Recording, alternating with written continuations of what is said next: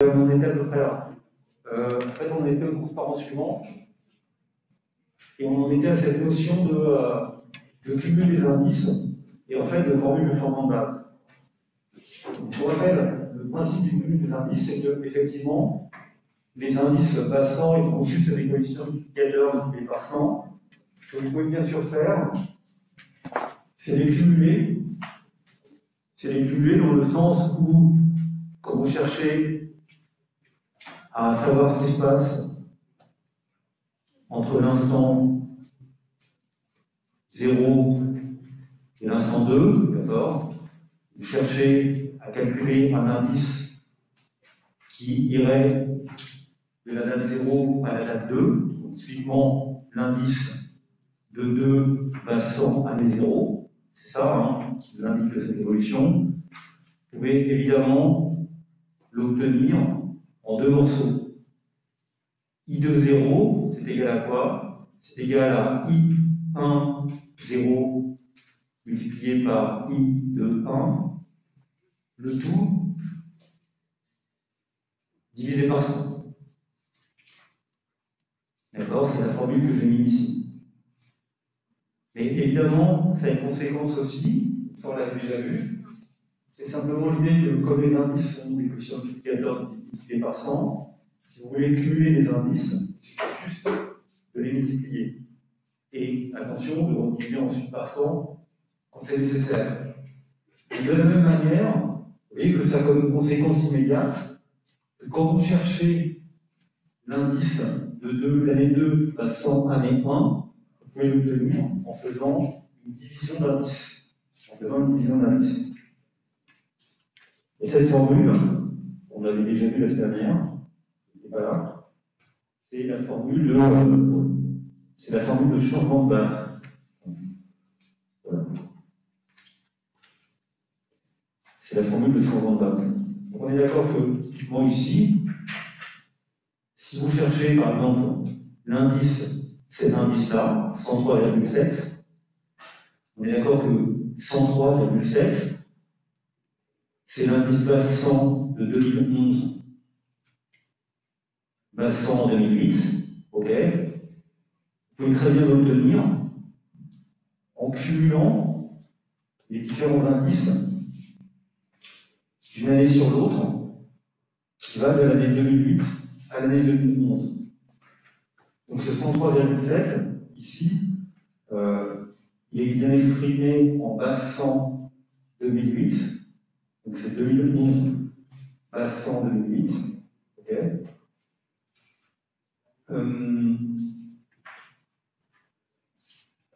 Vous voyez que à partir de ce tableau-là, vous pouvez recréer quelque chose qui serait en base 100, non pas 2008, mais en base 100 2009 ou 2010. En faisant quoi?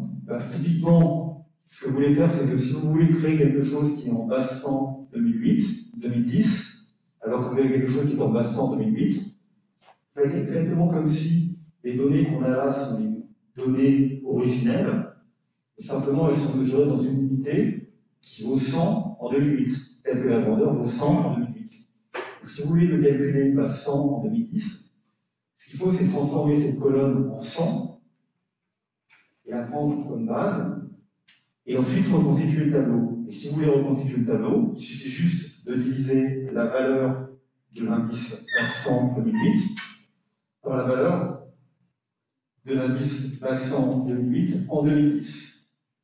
C'est ce qu'on appelle faire un changement de base. Donc, pour faire un changement de base, si vous voulez faire ici changer la base de manière à ce que ce soit exprimé en base 100 2010, il vous suffit de diviser tous les membres de ce tableau par la valeur en 2010. C'est exactement ce qui est indiqué dans l'équation qui est là-haut, d'accord? Si vous voulez reconstituer un indice qui soit en base 100 une autre année, il vous suffit juste de diviser l'ensemble des indices que vous avez calculés par précisément la valeur de cet indice en 2010. C'est ça qu'on appelle un changement de base. Ça, on l'avait déjà fait. Ouais, ça, je pense que Ça vous avez fait, j'en étais là, donc c'était ça l'idée de changement de base. Donc si vous voulez calculer, par exemple, l'indice du PIB par habitant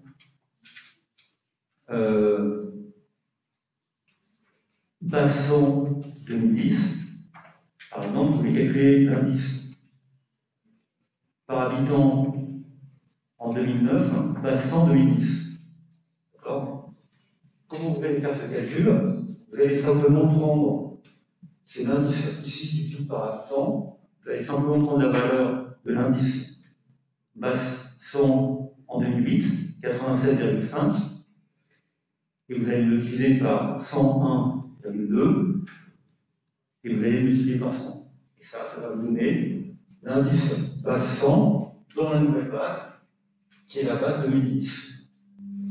Vous voyez que mécaniquement, si j'applique ce principe de calcul, bien sûr, quand je vais calculer, je fais le même calcul pour l'indice de 2010, base 100 2010, ça va bien sûr me donner 101,2 divisé par 101,2 multiplié par 100, c'est-à-dire que ça va me donner 100. OK? Et de cette manière-là, je peux effectuer ce qu'on appelle un changement de base. Donc sur Excel, pour effectuer ce changement de base, les choses sont pas très. On doit juste appliquer cette formule. Donc, où sont mes données? Les données, elles sont. Non, elles ne sont pas là, elles sont au-dessus. D'accord? Donc ici, j'ai l'indice base 100 2008. C'est ce qui est là. D'accord? C'est le tableau tel qu'on vient de voir. C'est exactement le même. Et ce qu'on peut me demander, c'est de calculer le même tableau avec la base 100 2010. Je supprime les données. Quelle est la formule que je dois rentrer dans cette case? Dans la première case ici, et que je peux recopier ensuite.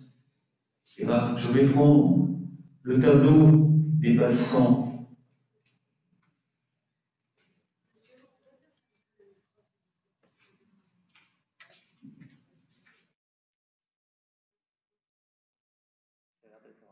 Comment t'appelles ça? Un potentiomètre logarithmique ou exponentiel, non? Exponentiel.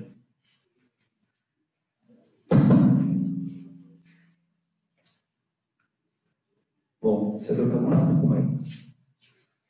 Donc voilà comment je peux reconstituer l'indice des bases 100 2010 à partir de l'indice des bases 100 2008. L'indice des bases 100 2008, ça vous l'avez déjà fait la semaine dernière en fait. L'indice des bases 100 2008, il est là, d'accord? C'est ça l'indice des bases 100 2008. On l'avait déjà calculé la semaine dernière, d'accord? Si je veux faire un changement de base et que je veux l'exprimer non plus en base 100 2008, mais en base 100 2010, il suffit juste que je divise toutes les colonnes ici qui correspondent par l'indice de la valeur en 2010, par l'indice en 2010. Donc, pour faire ce calcul, il suffit que je mette ici, ça c'est égal à quoi? C'est égal à ceci divisé par ça. Ça veut pas, ça veut pas. À ceci divisé par ça, d'accord? Et qu'est-ce qu'il faut que je fasse comme autre opération? Il faut que je multiplie par 100.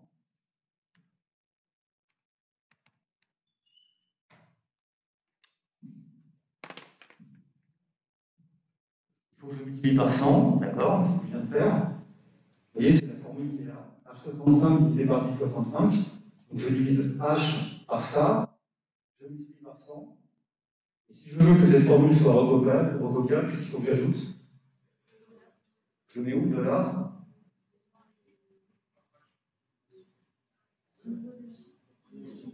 Le J, exactement, parce que ce que je veux, c'est que ce soit ça qui ne bouge pas. Donc le dollar, je mets exactement là. OK? Et cette formule, normalement, je peux la recopier. Donc je peux faire un copier, un coller éventuellement collage spécial, formule, tout simplement un copier-coller. Okay. Et j'obtiens l'intégralité du résultat. Okay. J'obtiens l'intégralité du résultat. Maintenant, vous allez me dire, c'est un peu bizarre ce tableau, parce qu'en regardant, mais pourquoi là il y a 102, là c'est 101, là il y a plein de chiffres après la virgule. Certainement que sur ce tableau, on n'a pas bien homogénéisé le nombre de. Il me semble, on n'a peut-être pas bien homogénéisé le nombre de chiffres après la virgule. D'accord. Je ne sais pas pourquoi, là c'était marqué 102, 104 virgule, parce qu'en fait, il n'y avait pas partout deux chiffres après la virgule. Le tableau n'était pas bien écrit, n'était pas bien écrit. Là, on a bien écrit avec deux chiffres après la virgule. Là, on a mis qu'un seul chiffre après la virgule. Donc peut-être qu'on peut se contenter de mettre qu'un seul chiffre après la virgule pour être cohérent. D'accord. Donc voilà, on a reconstitué les deux tableaux. Si vous voulez, à partir de ce tableau, reconstruire celui-là, là, cette fois, on nous dit qu'il faut calculer l'indice du PIB de la population et du PIB par habitant passant à l'année précédente. C'est un truc qu'on avait déjà calculé dès le début. Hein. Et comment vous pourriez passer de ce tableau à ce tableau-là? Comment vous feriez? Si je vous dis, ah bah non, celui-là, on ne connaît pas ce tableau-là, ok, on doit le recalculer. Bon, évidemment, c'est toujours la même question, c'est aussi reconstituer des indices en fait. Hein. Regardez comment, d'abord, l'indice basant 2008, année précédente, on va le compléter, puisque ce n'est pas l'année 2016. Ça, on l'a fait. Ce chiffre-là, c'est combien par rapport au tableau qui est au-dessus? PIB en valeur 2011 passant l'année précédente. Comment on peut le calculer à partir du tableau qui est au-dessus? Quelle formule je devrais rentrer pour le calculer? Voilà. Regardez, on se met là par exemple, d'accord? Donc là, ce que je veux calculer, c'est l'indice passant. L'indice en 2011 passant en 2010, année précédente. Comment je peux faire pour le calculer? C'est quoi la formule?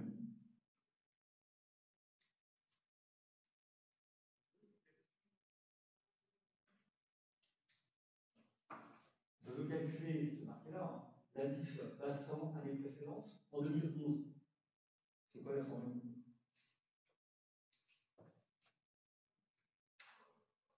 J'applique la même formule, toujours la même. Le changement d'âme, oui.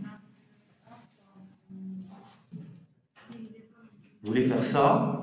Vous voulez prendre l'indice en 2011 passant 2010, le diviser par quoi?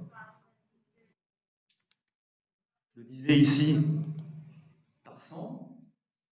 Évidemment, dans ce cas-là, la réponse est assez triviale parce que c'est l'indice passant, c'est l'année précédente. D'accord? Je le multiplie par 100. OK. Je rentre et j'obtiens 103,1. La formule telle que je viens d'écrire là. Si maintenant je veux compléter le tableau, est-ce que je peux la recopier ou pas, avec des dollars ou pas, pour obtenir le reste du tableau, à votre avis? Exactement, on peut recopier 100 dollars parce que vous avez compris que ce qu'on fait, c'est qu'on prend 2011 et on le compare par rapport à l'année précédente. De la même manière, si on veut avoir 2010 passant 2009, on va diviser 100 par 94,9. On va bien diviser par la colonne précédente, multiplié par 100. Donc vous avez tout à fait raison, en fait, on peut reconstituer l'indice en faisant copier-coller direct sans avoir même à mettre de dollars. Ce que je viens d'utiliser ici, c'est juste la formule de changement de base. C'est comprendre que écrire en indice, ça a une règle, ça nous crée en fait une unité qui est la base 100 d'année considérée. Mais une fois qu'on a fait ça, les données, on peut les traiter exactement comme des données qui seraient en niveau. C'est la même chose. Donc, la règle de calcul que j'ai, ça serait exactement la même si j'avais directement les données. En fait, calculer un indice base 100, c'est juste, on appelle ça, remettre à l'échelle. C'est remettre à l'échelle. Donc c'est réexprimer la grandeur dans une unité qui correspond à une base 100, une année donnée. Donc on cherche à regarder l'évolution relative, évidemment, je peux faire comme si c'était les données elles-mêmes. Si je veux créer un indice basse 100 à l'année précédente, je divise la valeur par la valeur de l'année précédente. Donc je peux simplement copier ça, d'accord, et le coller directement. Ok. Et donc je reconstitue mes données. Et bien sûr, ça fonctionne bien pour cette année-là, puisque cette année-là, on a bien pris l'année 2009, 94,9, on a divisé par 97,8, on a multiplié par 100. Bien sûr, là, ça n'aurait pas le sens de le faire, puisqu'on n'a pas la colonne précédente. C'est pour ça qu'on n'a pas fait cette partie-là. Ce que je viens de faire ici, c'est juste appliquer un changement de base. C'était l'objet de ce qu'on cherchait à faire ici. Donc je peux faire des changements de base simplement en divisant des indices par d'autres indices et en multipliant par 100. Et chaque fois, il faut simplement que j'ai comme principe, je ne sais pas comment le dire autrement, c'est juste de rescaler, remettre à l'échelle les données dans une base 100 une année. Ensuite, quand vous regardez les données, c'est comme si les données étaient prises dans une unité qui était éventuellement différente de l'unité initiale et qui est définie par la base 100 dans laquelle on a écrit. Ok. Qu'est-ce que je fais de mon stylo? Au moment où je l'ai abandonné, ça y est, je trouve mon stylo. Ouais.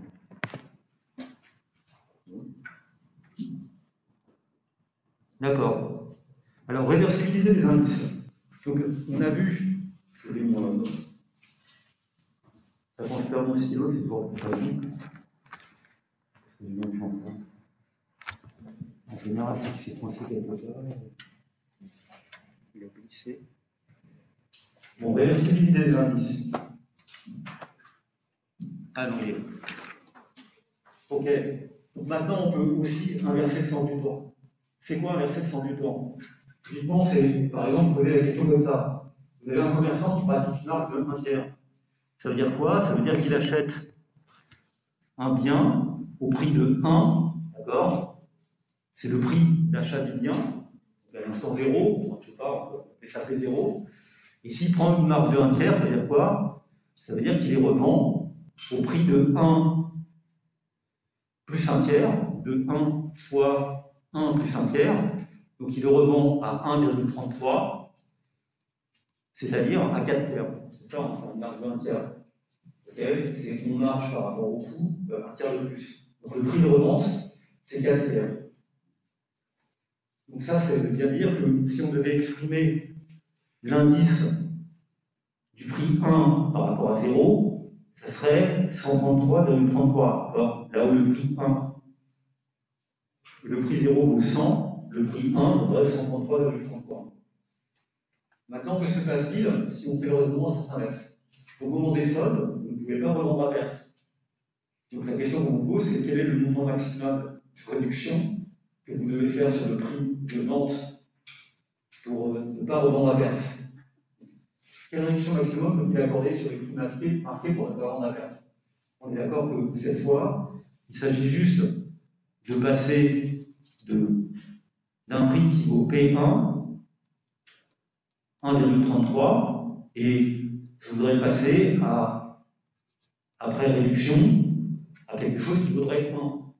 D'accord? Qui vaudrait 1. Donc c'est revenir à la situation initiale pour ne pas vendre à perte. Donc vous faites simplement, quel est le rabais que vous devez faire? Le rabais que vous devez faire, c'est tout simplement le prix de départ, c'est-à-dire 4 tiers. Non, c'est le prix d'arrivée, excusez-moi. Ça on finit par se débrouiller, y compris sur des choses qui sont très simples. C'est 1 moins 4 tiers divisé par le prix de départ. D'accord? Et ça, c'est égal à combien? 1 moins 4 tiers divisé par le prix de départ, c'est simplement 1 moins 4 tiers, c'est égal à moins 1 tiers, divisé par 4 tiers, c'est égal à moins 1 quart, c'est-à-dire à 25%.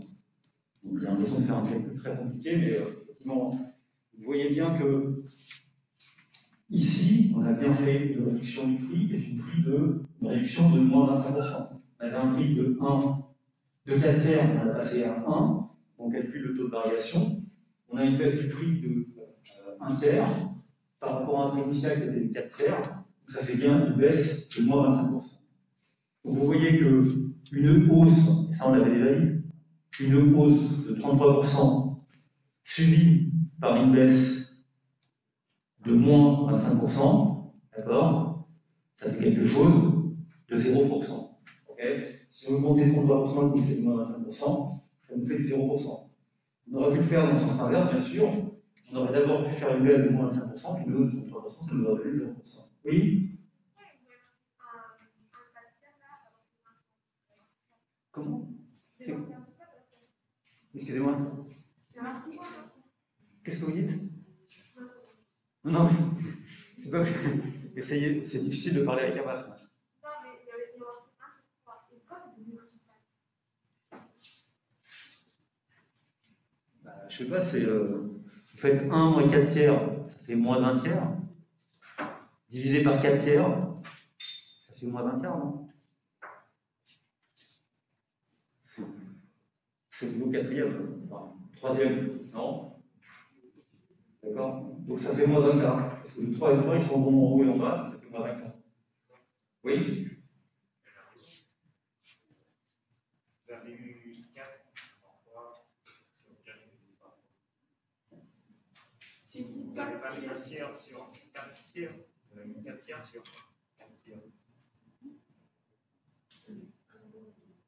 Non, elle n'a pas raison, ça fait 1 moins 4 tiers. 1 moins 4 tiers, ça fait combien? Ça fait moins d'un tiers.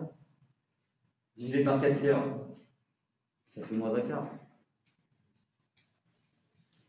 Si, c'est simple. Enfin, vous enlevez, je ne sais pas comment vous le dire, ça ne se calcule même pas. C'est-à-dire quand je calcule, ça me bête de le calculer, parce que pour moi, c'est tellement fin. Si vous avez quelque chose qui vaut 1,33 et que vous lui enlevez 33, vous lui enlevez le quart de sa valeur, et vous baissez de 25%. D'accord? Si vous augmentez un prix de 50%, prenez une marge de 50%, même question, quel est le taux sol qui correspond à ça? 33%. Vous êtes passé de quelque chose de 1 à 1,5 et vous voulez le ramener à 1, il faut enlever un tiers. Et donc, c'est juste que un tiers, c'est l'inverse en fait des deux. Regardez, ça veut dire que I1 par rapport à 0, c'est 133,33, c'est-à-dire 400 tiers. C'est ça, hein? Et maintenant, si on vous dit, mais c'est quoi I0 par rapport à 1, c'est-à-dire on inverse le sens du temps, on revient à la situation initiale, calculer l'indice en 0 passant 1, ben vous allez simplement faire une inversion. Vous allez simplement faire une inversion de l'indice.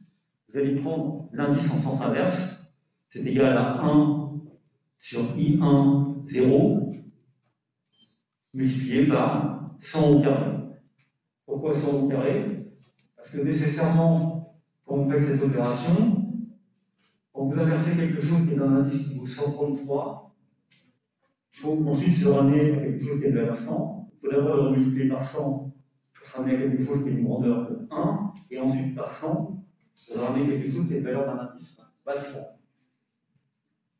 Donc l'indice de 0 par rapport à 1, il est égal à combien? On le baisse de moins 25%. Donc là où ça va aller 100, ça va avoir 75. D'accord? Donc, ça, ce que je viens de faire, c'est inverser un indice. Oui? Si, j'ai pas compris comment on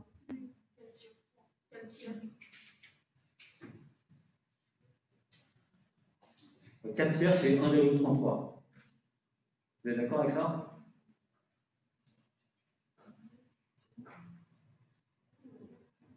« 4 tiers, c'est 1,33. On a une formule qui nous montre que voilà, je suis passé de P0 qui vaut 1 à P1 qui vaut 1 tiers. Ça, c'est bien le coefficient de variation en passant du prix, ce qui est là-haut, c'est le coefficient de variation, en passant bien du prix à la 0, prix à la date 1. Quand je veux faire l'opération inverse, je passe bien d'un prix à la date 1 qui valait 4 tiers à un prix qui vaut ensuite P2 qui vaut 1. Donc c'est bien une baisse de moins 33 centimes, de moins 33. Donc vous le ramenez à quoi? Vous le ramenez à 4 tiers, donc ça fait moins d'un quart. Donc effectivement, quand vous augmentez quelque chose de 33%, si vous voulez le ramener à sa position initiale, vous baissez 25%. Quand vous augmentez quelque chose de 50%, c'est-à-dire que vous passez de 1 à 1,5, si vous le ramenez à sa position initiale, il faut le réduire de 50 centimes. Et 50 centimes, c'est un tiers de 1,5. Donc augmenter de 50% et réduire de 1 tiers, ça permet de revenir à la position initiale. Augmenter de 1 tiers et de réduire de 1 quart, c'est revenir à la position initiale. Donc, c'est simplement cette idée-là. Enfin, je ne sais pas si, si vous raisonnez sur les indices, sur les quotients multiplicateurs, d'accord, vous voyez qu'on peut très bien écrire le multiplicateur de 0 par rapport à 1, c'est-à-dire inverser le sens du temps, comparer la valeur de x0 par rapport à x1, et évidemment, c'est l'inverse de m1 par rapport à 0. Si j'applique cette même formule, cette fois sur les indices, je vois que l'indice 0 par rapport à 1 égal à une fois, c'est égal à l'inverse de 1 par rapport à 0, multiplié par 100 au carré. Exactement comme ici, d'accord? 75, c'est exactement 1 multiplié par 133,33, multiplié par 100 au carré. Et 133,33, c'est exactement à 1, c'est exactement égal à 1 multiplié par 75, multiplié par 100 au carré. Dans l'exemple des pics régionaux, on peut comparer l'IDF, l'Île-de-France, à la province. Donc, vous voyez que là où la province produit 100, l'IDF produit 194, c'est-à-dire 94% de plus. Maintenant, on nous dit, bah, ok, très bien, on va changer l'indice, on va l'inverser. Ce qu'on veut, c'est non plus le prendre base 100 province, mais c'est calculer l'indice de la province base 100 Île-de-France. Comment vous faites? C'est quoi ce calcul? Vous savez que lorsque l'Île-de-France produit 194, la province produit 100. Donc, le calcul de ça, c'est tout simplement 100, ce que produit la province, divisé par 194, multiplié par 100. J'ai simplement inversé. Donc, faire ça, ça revient juste à faire, c'est la même chose, ça revient juste à faire 1 sur l'indice de l'Île-de-France par rapport à la province, multiplié par 100 au carré. Donc, et ça vaut exactement 51,5. Donc, autrement dit, dire que l'Île-de-France produit 94% de plus que la province, c'est comme dire que la province produit combien de moins que l'Île-de-France? 51,5. Ça fait combien en moins? 48,5. Moins 48,5. Donc, augmenter de 94% et diminuer de 48,5, ça me permet de revenir à la situation initiale, on est d'accord? Donc, ce que je fais là, c'est juste un principe de réversibilité des indices. Dès que vous avez compris qu'un indice, c'est un ratio de deux valeurs multipliées par 100, bah évidemment, si vous invertissez les deux valeurs, que ce soit dans le temps ou dans l'espace, vous pouvez vous contenter d'inverser l'indice lui-même et de multiplier par 100 au carré pour obtenir le résultat. D'accord? Et là, vous trouvez un résultat qui est bien connu, qui est que voilà, quand vous faites ça, vous constatez qu'une hausse de 94%, c'est équivalent à une baisse de moins 48,5%. Exactement comme une hausse de 33% là-haut, c'était notre taux de marge, est équivalente ensuite à une baisse de 25%. Ça permet de revenir à la situation ici. Donc ça, c'est la probabilité de réversibilité des indices. En fait, il n'y a aucun secret dans cette propriété, c'est juste une conséquence, de la manière dont on construit un indice. Donc dans un indice, vous pouvez inverser le sens du temps, il vous suffit juste d'inverser l'indice en question. On pourrait le faire sur Excel. Regardez, là, on nous a dit calculer l'indice base 100 année précédente. Je pourrais calculer l'indice base 100.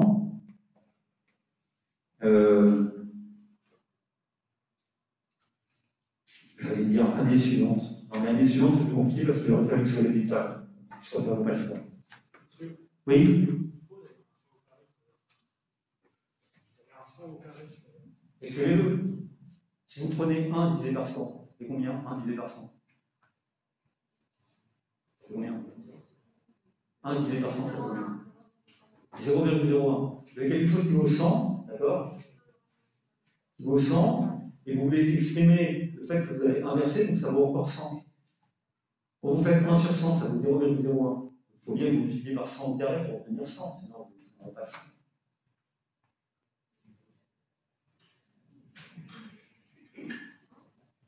Non? Je sais pas, non mais il faut l'écrire. Il ne faut pas le voir, il faut l'écrire. Dites-vous que je veux un truc qui passe de 100 à 101. Maintenant, vous faites le truc en sens inverse. Il faut faire 1 sur 101 et multiplier par 100 au carré. Si vous ne faites pas par 100 au carré, vous n'allez pas trouver quelque chose qui vaudra 99, quelque chose. Si vous faites 100 au cube, vous n'allez pas trouver, vous allez trouver un truc qui vaudra 990. Donc c'est simplement lié à la définition des indices. Un indice, c'est x1 divisé par x0 multiplié par 100. Donc si je veux faire un indice en sens inverse, ça fait x0 divisé par x1 multiplié par 100. Donc si je veux passer l'un à l'autre et que je divise, il faut que je multiplie par 100 au carré. Mais réfléchissez-y indépendamment de la formule. Et là, vous comprendrez tout de suite que ce qu'il faut mettre, c'est 100 au carré et pas autre chose. Vous n'avez pas besoin d'apprendre la formule. Vous avez juste besoin de comprendre la logique des indices. Si vous avez compris la logique des indices, toutes les formules ici tombent immédiatement. Comment? J'ai fait quoi?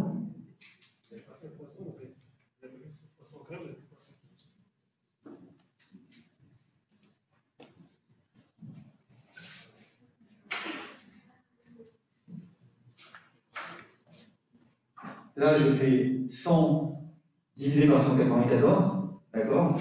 Et vous voyez que ce n'est pas l'indice que j'ai indiqué là. L'indice, c'est 194. Qu'est-ce que ça veut dire que ça vaut 194? Ça veut dire que quand la province produit 100, l'Île-de-France produit 194. Quand je veux inverser l'indice, je vais expliquer la même chose mais en sens inverse. Donc ça veut dire que lorsque la province produit 100, l'Île-de-France produit 194. C'est la définition de l'indice. Je multiplie par 100 et je le résultat. Maintenant, ce que je viens d'écrire ici, c'est exactement 1 divisé par l'indice d'Île-de-France par la province, multiplié par 100 carré. Là, ce n'est pas l'indice même, c'est 100 divisé par l'indice que j'ai écrit. On est d'accord que si vous mettez le 100 à côté, ça va bien faire 1 sur 194 multiplié par 100 carré. Donc c'est exactement ce que j'ai écrit. Réfléchissez-y, faites des petits calculs. Donc, les indices, c'est grandeur homogène. L'indice de la grandeur xT passant à des zéros, c'est pas très intéressant, c'est xt divisé par x0 multiplié par 100. Une fois que vous avez compris ça, le reste découle des propriétés mathématiques de la multiplication. Il y a 3 propriétés des indices élémentaires. Si vous comparez une année par rapport à elle-même, vous allez trouver 100, d'accord? C'est logique, 100 divisé par 100, vous trouvez 1 divisé par 100, ça fait 100. Si vous faites de l'inversibilité, vous voyez que l'indice de t par rapport à 0, c'est xt divisé par x0 multiplié par 100. C'est donc exactement égal à 1 de i de 0 par rapport à t multiplié par 100 au carré. D'accord? Et ce qu'on a appelé la transférabilité, c'est juste le fait qu'on peut cumuler des indices. Donc en fait, quand on cumule des indices, c'est pas qu'on cumule des indices, donc on multiplie des coefficients multiplicateurs, d'accord? Donc I de 0, c'est égal à quoi? C'est égal à I de 1 multiplié par I1, 0.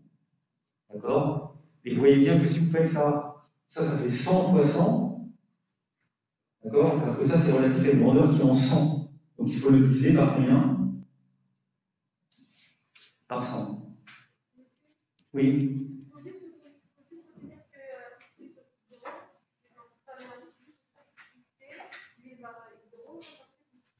Il est quoi, XT? Non, le cap de l'indice, on peut se dire que c'est XT sur 0 par an. XT sur X0. Comment? En plus, ça veut dire que XT, c'est. Ah non, l'indice, c'est XT sur 0 par an. Moins 1. Non. Fois 100.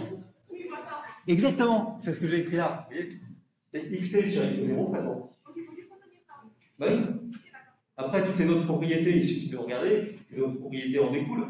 Vous reprenez mes tableaux Excel, vous refaites les calculs et vous dites c'est quoi exprimer en base 100. C'est juste faire un changement d'unité en fait. Donc, une fois que vous avez l'indice lui-même, c'est comme si vous aviez la grandeur elle-même. Donc, toutes les propriétés, c'est juste un ratio d'indice. Toutes les propriétés proviennent de ça.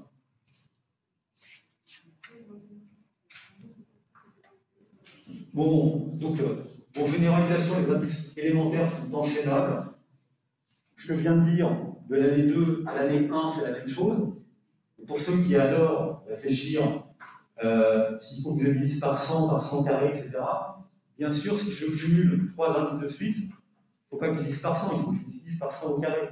Et si j'en multiplie n, il faut que je divise par 100 à la puissance n-1. Toujours un problème de données d'intervalle. La formule de changement de base, on l'a vu, donc on est capable, si on prend une date qui est comprise entre t et 0, on est capable à chaque fois de réécrire ici la formule de cumul, et donc d'en déduire la formule de changement de base. Changer la base, c'est juste réutiliser tous les autres indices par la nouvelle base, par l'indice valeur à la nouvelle base. Donc ITT, c'est simplement égal à IT0 divisé par I grand T0 multiplié par 100. C'est plus compliqué à écrire qu'à penser. Parce que si vous voyez le tableau, vous avez tous compris que sur la même colonne, il faut que je remette à la base 100 la bonne année. Donc il suffit que je divise toutes les valeurs de l'ancien tableau par la même colonne pour que ça vaille 100 la même année. C'est juste une règle de 3 en fait. D'accord? Donc là j'ai écrit la formule. Je ne pense pas que ce soit une très très bonne idée d'apprendre les formules. C'est surtout c'est pour comprendre les formules. Vous pouvez faire.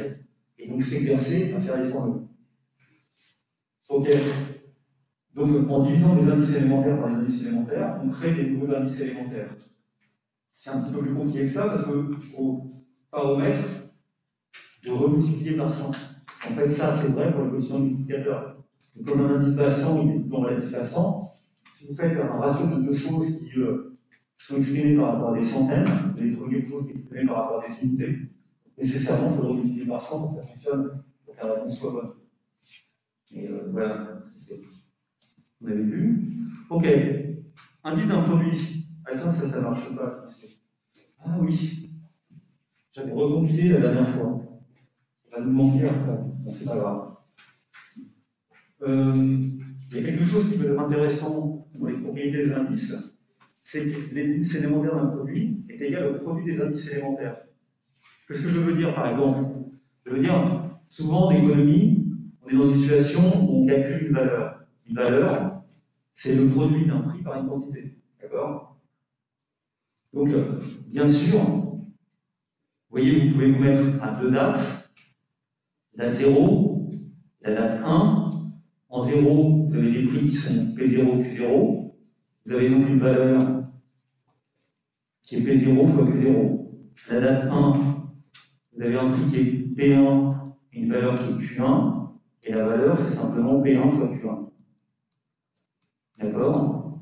Vous voyez que l'indice des valeurs de 1 par rapport à 0, c'est l'indice de valeur de 1 par rapport à 0. C'est la bonne notation, je mets indice V comme valeur de 1 par rapport à 0. C'est simplement égal à quoi? C'est simplement égal à la valeur en 1 divisé par la valeur en 0 multiplié par 100. Autrement dit, c'est égal à P1 fois Q1 divisé par P0 fois Q0 multiplié par 100. Et ceci, c'est aussi égal à P1 sur P0 multiplié par Q1 sur Q0, multiplié par 100. D'accord? Jusqu'alors, ça va. C'est égal à quoi P1 sur P0? P1 sur P0, c'est l'indice des prix de 1 par rapport à 0 divisé par 100. P1 sur P0, c'est ça, hein, c'est l'indice de 1 par rapport à 0 des prix divisé par 100. Donc ça, je le divise par 100. Ça, c'est P1 sur P0, multiplié par Q1 sur Q1 sur Q0, pardon, pas Q2 ici, c'est Q1 sur Q0. C'est l'indice de 1 par rapport à 0 des quantités divisé par 100. Et je le multiplie par 100. Donc, il y a des 100 qui s'en vont en haut et en bas. Vous voyez que finalement, l'indice de valeur, c'est l'indice de prix multiplié par l'indice des quantités, d'accord, divisé par 100. Ok? Donc, ceci, c'est une propriété. L'indice d'un produit, c'est simplement le produit des indices divisé par 100. L'indice de valeur, c'est l'indice de prix multiplié par l'indice de quantité. Le tout, bien sûr, divisé par 100. Si je ne divise pas par 100, je vais faire un produit de quelque chose qui vaut 100 par 100. Nécessairement, je vais dire quelque chose qui vaut 1000, quelque chose qui ne fonctionne pas. Il faut bien que je redivise par 100 ensuite. Donc ça, c'est une propriété intéressante, éventuellement qui peut être intéressante, parce que ça veut dire que si vous avez, par exemple, typiquement des prix qui augmentent de 10% et des valeurs qui augmentent de 20%, combien, des quantités qui augmentent de 1%, de combien augmentent les valeurs? Imaginez que vous avez des prix, vous avez un indice des prix qui est 110, donc ça veut dire une inflation, un prix qui augmente de 10%, ok? Et vous avez des quantités qui, elles, augmentent de 20%, plus 20%. Donc évidemment, pour obtenir, maintenant si vous prenez ça, que vous dites que la valeur, c'est le prix multiplié par les quantités, ok? Quel est l'indice de 1 par rapport à 0 de valeur? C'est simplement égal à l'indice des prix, 110 multiplié par 120, ok? Donc 11 multiplié par 12, 11 multiplié par 12, divisé par 100, bien sûr. Donc je le divise par 100 pour que ça donne quelque chose qui soit correct. Et ça me fait combien ça? 110 fois 120, ça fait 132, divisé par 100, 132, 13 200 en fait, hein, divisé par 100, ça me donne 132. Okay, donc vous voyez que si les prix ont augmenté de 10%, et que les valeurs ont augmenté de 20%, et que les quantités ont augmenté de 20%, la valeur a augmenté de 32%. Okay, on pourrait évidemment faire l'exercice en sens inverse. Imaginez qu'on ne connaisse pas ce résultat-là. On nous dit, voilà, on a les recettes d'une entreprise qui ont augmenté de 32%. Les recettes, c'est bien la valeur de ce qui a été vendu. Vous avez une entreprise qui vend un unique bien. Ces recettes ont augmenté de 32% et les prix ont augmenté de 10%. Question de combien ont augmenté les quantités. Quel a été le taux de variation des quantités.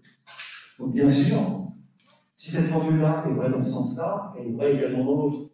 Ce que je veux dire, c'est que l'indice de 1 par rapport à 0 des quantités, ce n'est rien d'autre que l'indice de 1 par rapport à 0 des valeurs, divisé par l'indice de 1 par rapport à 0 des prix,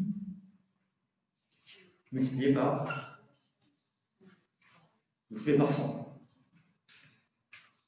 Donc bien sûr, si les valeurs ont augmenté de 32%, ça veut dire que l'indice des valeurs est 132, l'indice des prix, il a augmenté ici, il est à 110. D'accord? Vous vérifiez que 132 divisé par 110, c'est égal à 120, c'est-à-dire que vous avez eu une augmentation de quantité vendue de 20%. Ok? Bon, donc le produit l'indice des produits, c'est le produit des indices. Attention, à chaque fois, en faisant attention de bien diviser par 100 pour obtenir le résultat. Donc si je vous donne effectivement l'évolution des recettes et l'évolution des prix, vous êtes capable d'en déduire l'évolution des quantités. De la même manière, si je vous donne l'évolution des recettes et l'évolution des quantités, vous pouvez en déduire l'évolution des prix. Simplement en divisant les deux indices. Ça c'est vrai. C'est vrai d'ailleurs que l'entreprise ne vend qu'un seul produit. L'entreprise ne produit qu'un seul type de produit dans une certaine quantité à un certain prix. Okay, ça peut être utile d'avoir ces propriétés. Si je vous fais ça parce que je savais ici un exemple qui malheureusement n'apparaît pas, je vais leur dire ça la semaine dernière en préparant le cours, qui était sur les données sur le cinéma, où on nous demandait de nous donner l'indice des recettes guichet et l'indice des fréquentations. Et il faut bien en déduire, du coup, l'indice du prix du billet, puisque la recette guichet n'est que les fréquentations multipliées par le prix du billet. Et ça, c'est vrai uniquement, bien sûr, si le prix d'une séance est unique. Dans la réalité, vous savez très bien que dans le cinéma, tout le monde paye un prix différent à l'entrée. Il y a un tarif étudiant, un tarif dimanche soir, un tarif famille, un tarif machin, il y a plein de tarifs différents. Donc, ce résultat dont on parle ne marche que si vous considérez que l'entreprise, ou si le cinéma, ne vend qu'un seul type de billet.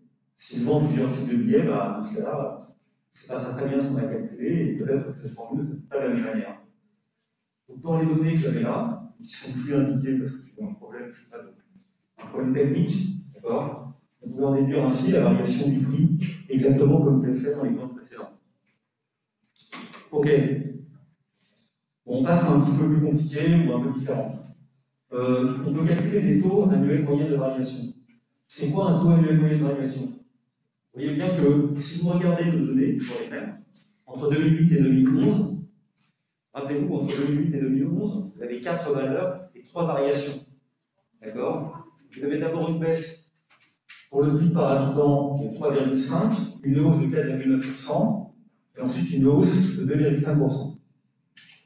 Calculer le taux annuel moyen de variation, c'est répondre à la question suivante. À quel taux le PIB IDF par habitant a décru en moyenne par an entre 2008 et 2011 sur 3 ans? C'est ça, calculer le taux annuel moyen de variation. Et ce taux, c'est le taux annuel constant auquel la grandeur aurait dû varier pour connaître la même variation globale que celle effectivement enregistrée. Donc, la caractéristique du taux annuel moyen de variation, c'est qu'il s'agit d'un taux constant, un taux moyen sur les 3 variations, sur les 4 années. D'accord? Comment vous faites ici? Raisonnons sur les multiplicateurs. Imaginons que le PIB par habitant était de 1, de 100, donc 1 en 2008. D'accord? Combien vaut-il en 2011? Il va falloir le cumul de taux de croissance. Donc, en 2011, le taux de croissance cumulé, c'est quoi?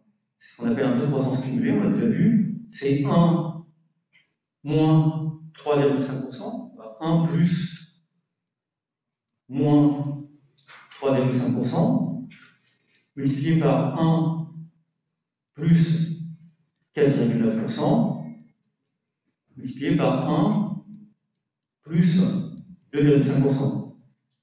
Ce que je viens de calculer ici, c'est quoi? C'est ce qu'on appelle le taux de croissance cumulé. D'accord? Sur 4 années, en fait, sur 4 années, impliquant 4 observations, et n'impliquant que 3 variations. D'accord? Effectivement, on peut dire que c'est le taux de croissance cumulé de 2008 à 2011. Ok? Mais attention, hein, il peut y avoir 4 observations, mais il n'y a que 3 variations. Les 3 variations, c'est celles de 2008 à 2009, de 2009 à 2010 et de 2010 à 2011. Donc ceci est un taux de croissance cumulé. Quand je veux calculer un taux annuel moyen de variation, qu'est-ce que je veux calculer? Je veux calculer le taux annuel constant auquel la grandeur doit varier pour connaître la même variation globale que celle effectivement enregistrée. Donc, simplement, ça veut dire quoi cette phrase? Ça veut dire que le taux annuel moyen de variation, c'est celui qui, constant, qui, s'il avait été appliqué durant 3 années, aurait donné la même variation. D'accord? Le taux annuel constant auquel la grandeur va varier pour connaître la même variation globale que celle effectivement enregistrée. La variation globale effectivement enregistrée, c'est celle-ci. D'accord? Si le taux avait été constant, ici on aurait eu 1 plus TALV, mais vous voyez qu'on aurait appliqué 3 fois 1 plus TALV, donc on aurait eu 1 plus TALV au cube. D'accord? Et donc, le taux annuel moyen de variation, c'est simplement la racine cubique de tout ce qui est à gauche de l'équation, moins 1. D'accord? C'est simplement la racine cubique de tout ce qui est à gauche de l'équation, moins 1. Puisque vous avez cette équation-là, vous reproduisez ce qui s'est passé pendant les 4 années, là, pendant les 3 variations, de 2008 à 2011, ce cumul que vous avez, d'accord? Ceci n'est rien d'autre que la variation globale que vous avez. Faites comme si cette variation était constante dans le temps, ça s'applique constamment dans le temps, ce qui vous permet de calculer un taux annuel moyen de variation, et vous l'appliquez 3 fois, vous mettez ça au cube. Donc, simplement, le taux annuel de variation, c'est la racine cubique de cette quantité-là, moins 1. Donc ici, la question, la réponse, c'est toute cette quantité-là, et c'est, voilà, c'est un peu pénible à écrire. 1 moins 3,5%. D'accord? Alors attention, hein, ici c'est des arrondis, donc n'oubliez pas qu'il y a un chiffre après la virgule, c'est comme si c'était les données vertes. Oui. C'est une bonne question, je vais venir après. Ouais. Si vous regardez cette formule, d'accord, ce qui est à gauche, c'est le cumul du taux d'intérêt. Le cumul, pardon, du taux de croissance, du taux de variation. On a vu que pour cumuler des taux de variation, il faut multiplier des multiplicateurs. Il ne faut pas additionner les taux de variation. C'est ce que j'ai fait ici, d'accord? Donc, ça, c'est ce qui se passe au taux de variation annuelle. C'est exprimé l'année précédente, cette quantité-là, et je peux les multiplier. Donc, je dis, ça, c'est la variation globale. Et ça, à droite, c'est ce que serait la variation globale si le taux de variation avait été constant dans le temps durant les 3 années. Et c'est bien un puissance cube, parce que ça aurait été 1 plus TNP pour la première année, 1 plus TNP la seconde année, 1 plus TNP la troisième année. Donc, ensuite, une fois que cette équation, simplement, j'ai une équation, je la résous. Le puissance 3 qui est là, je le fais passer de l'autre côté, ça me fait bien tiers. D'accord? Et puis ensuite, ça donne 1 plus TAIB, et le 1 qui est là, je le fais passer de l'autre côté. Donc finalement, je vais peut-être pas le réécrire là-haut parce que ça fatigue, mais vous voyez, ici ce que je peux faire, c'est que je peux enlever le 3 qui est là, je le fais passer de l'autre côté, donc ça me fait bien une puissance 1 tiers, d'accord? Et puis, ceci c'est égal à 1 plus TAIB, si je veux avoir TAIB lui-même, il faut que je fasse passer le 1 de l'autre côté. C'est ce que je fais ici.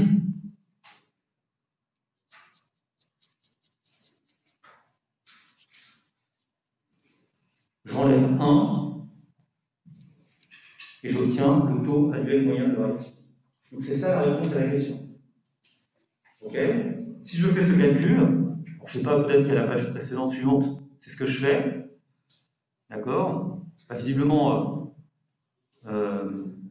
voilà, si je fais ce calcul, j'obtiens un certain nombre. Okay, donc je peux le faire directement. Pour ça, on peut peut-être retourner dans Excel, parce qu'on n'a pas besoin de faire autrement. Il est où Excel? Ces chiffres sont là. Ça, c'est ça, hein, les taux de variation. D'accord? Les taux de variation annuels pour l'Île-de-France, c'est ces données-là. Ça pèse d'abord de moins 3,5%, de 85, etc. Donc, le nombre de chiffres après la virgule est un peu différent. C'est combien le TAMV? Le TAMV, c'est un peu compliqué à écrire. Je l'écris hein, en Excel. C'est 1 plus cette variation multiplié par 1 plus cette variation multiplié par 1 plus cette variation. D'accord? Si je rentre dans cette formule, qu'est-ce que je trouve? Ça, c'est quoi? c'est le taux de croissance cumulé. D'accord? Il vaut ça. Pardon, j'ai oublié de lui enlever 1. Pour avoir le taux de croissance cumulé, il faut que je lui enlève 1. Ça, c'est le taux de croissance cumulé. Évidemment, pour que je puisse le voir, il faut que je le mette en pourcentage. Donc, éventuellement, je rajoute les chiffres à valeur virgule. Ceci, regardez la formule qui est là-haut, c'est bien le taux de croissance cumulé. Mais c'est un taux de croissance cumulé sur 3 variations. Donc évidemment, quand je veux expliquer un taux annuel moyen de variation, il est annuel. Il doit être en moyenne. Donc les 3,71%, je les obtiens sur 3 années. Donc il faut que je les réexprime sur une base annuelle. Pour faire ça, comme j'ai compris que pour faire du cumul, je faisais des multiplications, il ne suffit pas que je divise par 3. Il faut que je prenne le produit qui est là-haut, que je le mette à la puissance 1 tiers, parce que j'ai 3 variations, et que j'enlève 1. Donc la formule du TAMV, c'est celle-ci. Je prends toutes ces variations, ok, c'est un coefficient multiplicateur cumulé, je le mets à la puissance 1 tiers. Faire la puissance 1 tiers, c'est juste calculer la racine cubique. D'accord? La racine cubique, c'est juste mettre à la puissance 1 tiers. Pour faire puissance sur Excel, je mets un chapeau comme ça, d'accord? Donc ça fait puissance 1 tiers, et je rentre la formule, et j'obtiens le résultat, 1,22. Ok? 1,22%. Ça, c'est le TAMV.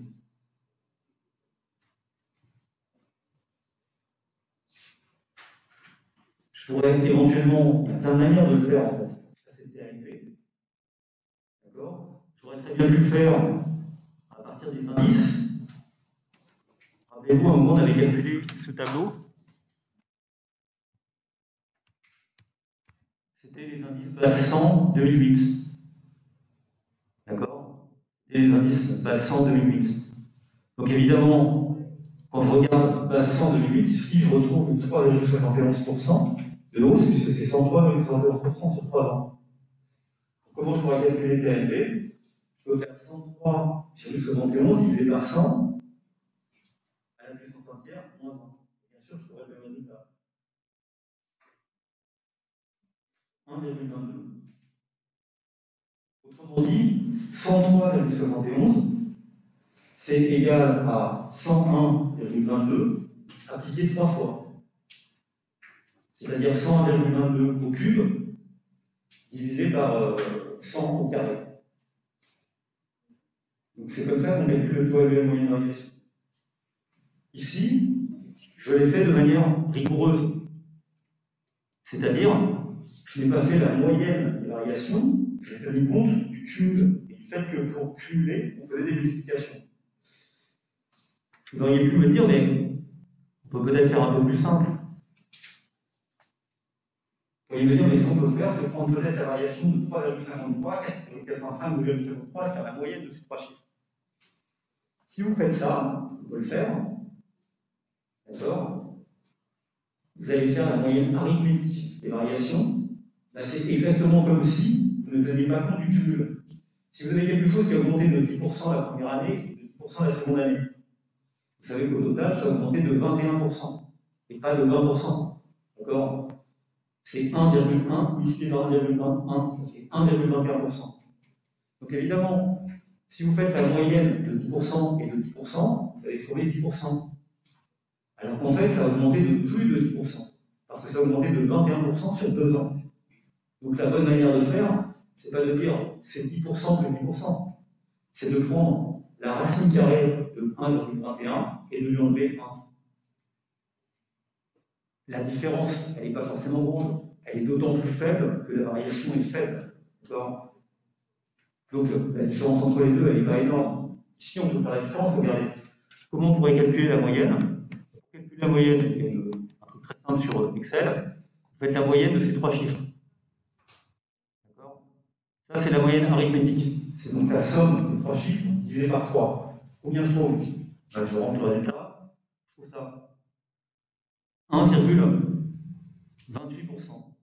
1,28%. Je ne me suis pas trompé.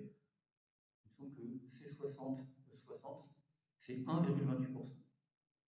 D'accord? Vous voyez qu'il y a une petite différence entre les deux. Et la différence est d'autant plus grande que les chiffres sont élevés et que les chiffres sont variables. Là, vous voyez, entre 1,22 et 1,28, la différence est assez grande en fait. D'accord? La différence est relativement grande. Tellement, un petit peu. Pourquoi? Parce qu'il y a beaucoup de variations dans le taux de croissance annuelle. Il est d'abord de moins 3,50, il monte à 5, il redescend à 2,5. Et donc, du coup, le véritable taux annuel moyen de variation qui est calculé en utilisant la bonne formule, c'est la bonne réponse, d'accord, est relativement différent de la moyenne. Ok? Donc, quand on demande un taux annuel moyen de variation, il ne faut pas oublier de cumuler des indices, de cumuler des coefficients multiplicateurs et de prendre une racine de quelque chose. Donc, la racine de quelque chose, c'est à la puissance 1 tiers, à la puissance. En fait, c'est le nombre de variations qui sont impliquées dans le produit. Exactement comme ici. Pour calculer ceci, je divise par 3. J'ai 3 observations, je divise par 3. Je fais une moyenne arithmétique. Si vous avez 5 notes, vous divisez par 5 si vous avez le même coefficient. Voilà, vous allez prendre la racine cubique. Vous allez mettre à la puissance 1 tiers. S'il y a 3 variations, à la puissance 1 quart s'il y en a 4, à la puissance 2 s'il y en a que 2. La racine s'il y en a que 2.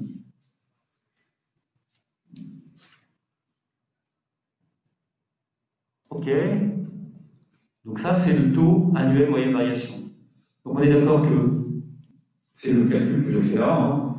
Par quel nombre? Donc c'est, regardez, on peut aussi le voir à partir de l'indice. Par quel nombre constant? On a ici le tableau Bastran en 2008. Le PIB-DF a été multiplié par 1,037 entre 2008 et 2011. Donc ça nous fait du plus 3,7%. D'accord? Ça c'est un taux de croissance cumulé, un taux de variation cumulé. Par quel nombre constant aurait-il dû être multiplié tous les ans que la multiplication globale soit de 1,037? Ben, c'est simplement ce nombre. On a une multiplication de 1,037. Le nombre constant, la multiplication constante qui est appliquée 3 fois, nous donne 1,037. C'est le coefficient multiplicateur moyen. C'est la racine cubique de 1,037. Et c'est exactement égal à ça, à 1,012. Ici, il y a quelques chiffres après la virgule. J'en ai pas mis 3 dans ce calcul. On a mis 3 dans mon fichier Excel. Je vois que du coup, le taux annuel moyen de variation, il est de 1,2%. D'accord? Et donc, c'est important de comprendre qu'évidemment, je dois y faire ici des multiplications, et que les multiplications, ce ne sont pas des additions de taux de variation. La différence, c'est ici le calcul d'une moyenne qui passe par le calcul de puissance 1 tiers, c'est-à-dire une racine cubique.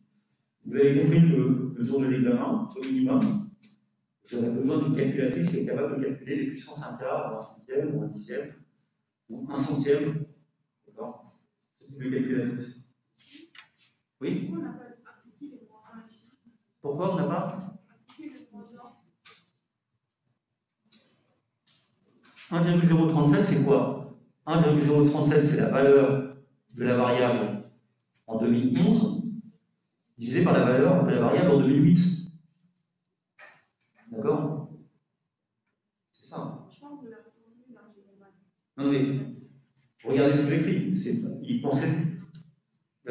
Pourquoi je ne l'ai pas appliqué? C'est parce que quand je calcule un coefficient multiplicateur, je fais le ratio de deux valeurs. Entre deux années, 2011 et 2008. 2011-2008, c'est d'abord 2011 par rapport à 2010. Enfin, ouais, 2011 par rapport à 2010, 2010 par rapport à 2009, 2009 par rapport à 2008. Et donc, c'est bien une multiplication qui permet de donner ça. Parce que les coefficients multiplicateurs, ils se multiplient pour être cumulés. Ce que j'ai dit la semaine dernière et avant, c'est qu'il ne faut jamais raisonner directement sur les taux de variation. Il faut toujours se ramener à un raisonnement sur les multiplicateurs. Le multiplicateur constant qui permet d'avoir une variation de 1,37, c'est 1,02. Ça fait combien en pourcentage? Ça fait de 1 à 1,02. Ça fait un taux annuel moyen de variation de 1,2%.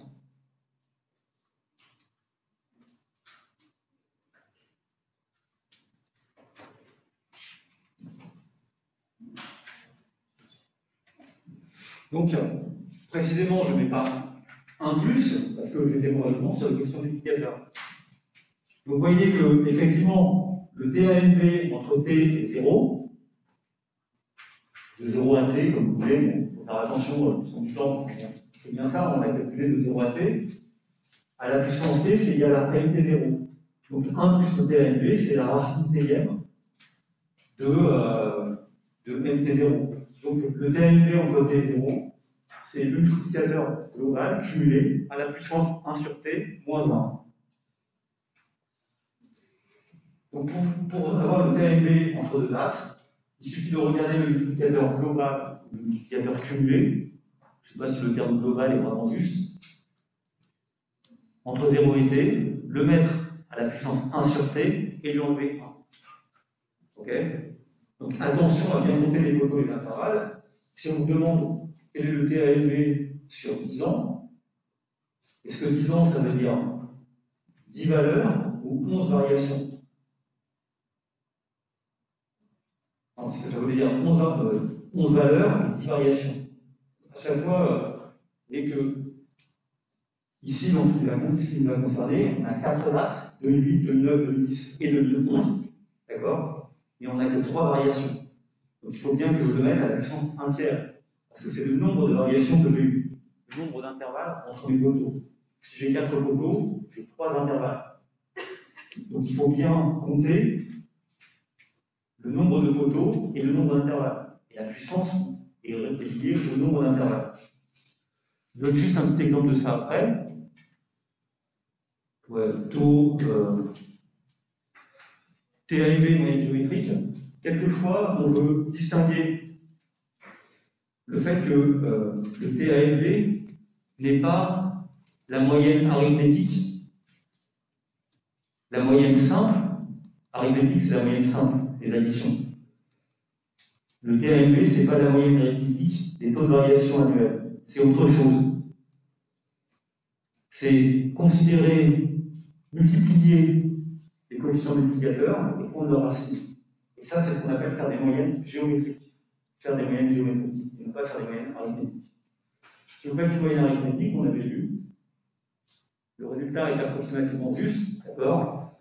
Effectivement, 1,1 fois 1,1, c'est-à-dire une augmentation de 10% plus une augmentation de 10%, ben, ce qu'on a appris, c'est que ça nous donne une augmentation de 21%. D'accord?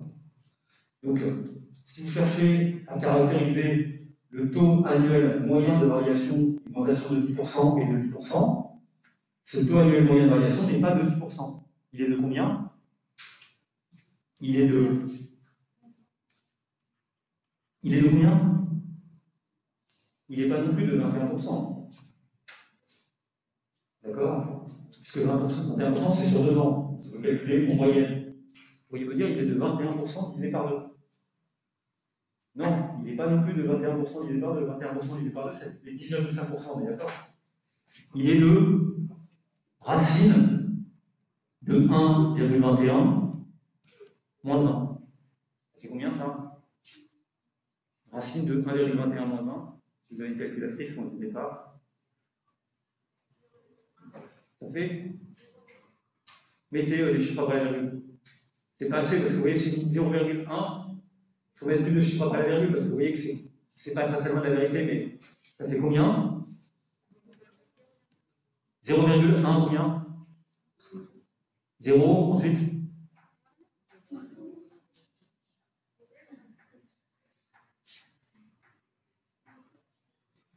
Ah bah oui, non, bien sûr. Décidément, je m'étais déjà trompé la semaine dernière. Pour le coup, ça marche. Puisque, ici, vous voyez, excusez-moi, c'est moi-même qui vais avoir, d'accord, il est bien de 10%, c'est bien, donc il y a une augmentation de 21%, il faut bien qu'il y ait 10% chaque année, et ceci, c'est bien la moyenne géométrique, et c'est différent de 10,5%. Autant pour moi. Donc, pas moi. Donc, de concentration. D'accord? Vous voyez que ce 10,5%, ce 10%, il est différent de 21% divisé par 2. C'est ça que je voulais dire. D'accord? Il est tout le temps inférieur. Pourquoi? Parce que 10% plus 10%, en fait, il y a un cumul qui fait qu'il y a 1% de plus. Et donc, quand je calcule le taux moyen, ben, je fais la racine de 1 à 21, et je trouve moins 20, et je trouve exactement 10%. C'est exactement le calcul qu'on a fait. Donc, je suis moi-même confus de cette erreur.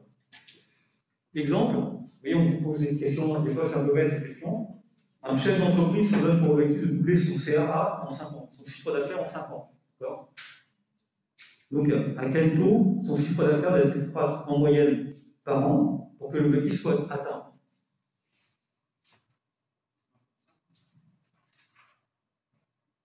Ben, déjà, enfin, qu'est-ce que ça veut dire doubler son chiffre d'affaires sur 5 ans?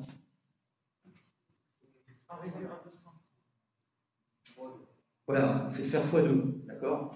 Mais sur 5 ans, il y a combien de variations sur 5 ans? Il y en a 4 ou il y en a 5? Ok, je vous pose la même question, je vous dis. Un chef d'entreprise veut doubler son chiffre d'affaires sur 2 ans. Il y a combien d'observations? Non. Si je vous dis un chiffre d'affaires, un chef d'entreprise veut doubler son chiffre d'affaires sur 1 an. Vous allez dire, il y a une variation. Donc quand je vous dis, c'est cette année par rapport à l'année prochaine. Quand il veut faire 1, il veut passer de 1 à 2. Si je vous dis maintenant, il veut doubler sur 2 ans, c'est-à-dire qu'il veut passer de 1 à 1,5, puis à 2. Donc il y a bien de variations. Donc effectivement, c'est la question qu'on doit se poser. La question qu'on doit se poser, c'est ça veut dire quoi là, doubler le chiffre d'affaires en 5 ans? C'est combien de variations? Si vous avez posé la question sur 1 an, c'est 1. Sur 2, vous dites c'est 2, et donc sur 5 ans, c'est 5. D'accord? Donc ça doit être c'est une question de poteau et d'intervalle. C'est pas forcément évident. Donc effectivement, à quel taux son CA doit croître en moyenne par an pour que l'objectif soit atteint? Il faut passer de 1 à 2 sur 5 ans. C'est-à-dire avec 6 observations et 5 variations. D'accord? Donc, ça veut dire que ce qu'il veut faire, son coefficient sur 5 ans de M5 par rapport à 0, c'est 2. D'accord? C'est bien ça, le coefficient cumulé sur 5 ans. Donc, c'est bien ça, c'est 5 par rapport à l'année 0. C'est 2. Et si je vais avoir le TAMB, ben le TAMB, c'est le taux de croissance annuel qu'il faudrait appliquer pendant les 5 ans pour doubler le chiffre d'affaires. C'est 1 plus TAMB à la puissance combien? Puissance 5. D'accord? Donc la réponse, le TAMB ici, d'accord, c'est 2 puissance 1 cinquième moins 1. Ok? Et la réponse à cette question, si vous calculez 2 à la puissance cinquième, vous calculez ça peut faire, ok, la réponse est 14,9%. Donc effectivement, en répétant 5 fois 14,9% d'augmentation, on double. Bien sûr, quelqu'un m'a dit, le résultat c'est 20%. Parce que quelque chose qui n'est pas totalement stupide, c'est dit ça a augmenté de 1 à 2, ça fait 100% de hausse, et je vais répartir ces 100% de hausse sur 5 ans. Je répartis 100 divisé par 5. Et vous voyez bien que l'erreur qui est commise là, c'est que vous oubliez qu'il y a des cumuls dans la notion de pourcentage. Donc bien sûr, en me répondant 100% divisé par 2, par 5, vous répondez la moyenne arithmétique, et vous ne tenez pas compte du cumul.